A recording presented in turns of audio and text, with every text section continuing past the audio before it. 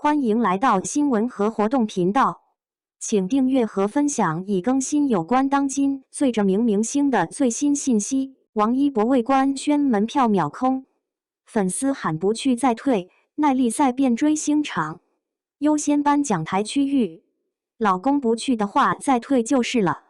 當這句帶着飯圈特有嬌嗔與算計的口號，隨着搶票軟件的崩潰提示音，砸向2026年上海8小時耐力賽時，我仿佛聽到了恩佐·法拉利在地下翻身的聲音。這真是一幅極具魔幻現實主義的賽車浮世繪。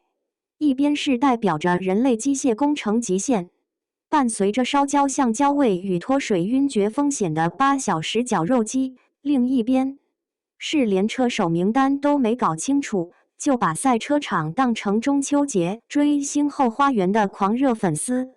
門票秒空，不是因為 V8 引擎的轟鳴，而是因為一個甚至還沒官宣是否戴上頭盔的娛樂圈頂流。太荒誕了！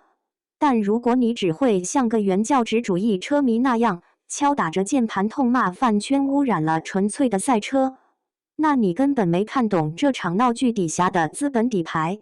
我們以為看到了中國賽車運動的崛起，其實我們只是看到了流量經濟對硬核競技最徹底的一次降維絞殺。扒開耐力賽高大上的外衣，裡面寫滿了2個字：飢餓。國內的賽車大環境是什麼樣？去看看那些除了發車和撞車，看台上連隻鳥都沒有的本土賽事吧。車隊在燒錢，贊助商在打盹，賽事方在虧本的泥潭裡掙扎。在這個數據至上的時代，我們唯獨丟失了讓一項運動靠自身魅力活下去的土壤。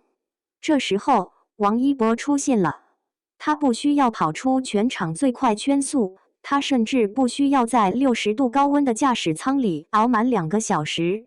只要那個印着85的頭盔出現在維修區，只要他穿着賽車服的汗水能被長焦鏡頭捕捉，這場8小時的耐力賽在商業邏輯上就已經提前撞線了。賽事方不知道粉絲是來過中秋節的嗎？他們比誰都清楚。但當真金白銀的票房砸在臉上，當贊助商看到熱搜榜上的王一博8小時耐力賽笑得合不攏嘴時，所謂的賽車純粹性不過是一塊隨時可以扯下的遮羞布。資本跪在了飯圈的消費力面前，而王一博就是他們聯手推上神壇的完美祭品。更有趣的是這場盲鎖門票背後的心理博弈。暫時未官宣，先搶了再說，不去再退。這句話精準地刺穿了當下體育偶像化的虛偽。粉絲買的根本不是賽車，而是一張名為王一博幻象的期權。在他們眼裡，賽道上的生死時速，車隊技師的徹夜不眠，輪胎配方的毫釐之差，統統不值一提。一切的焦點只是那個可能站在頒獎台區域揮手的精緻皮囊。這不禁讓人想起那些被流量裹挾的跨界造神運動。資本需要他維持極限運動酷蓋的人設來接下天價代言，粉絲需要他穿着賽車服滿足慕強心理。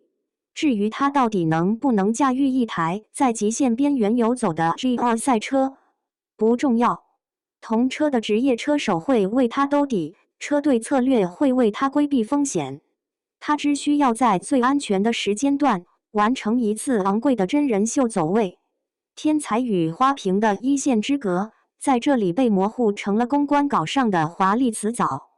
在這個畸形的生態閉環裡，每個人都得償所願。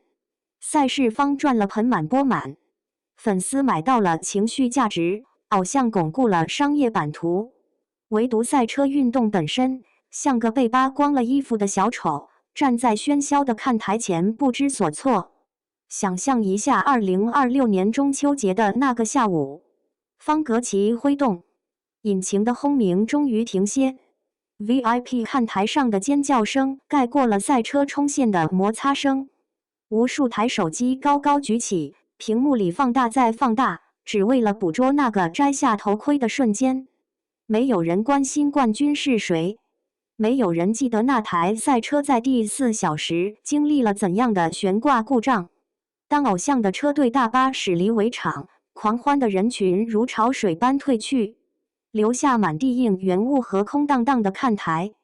那一刻，不知道那些數着鈔票的賽事操盤手們，看着中規死矩的賽道，會不會突然感到一陣徹骨的寒意？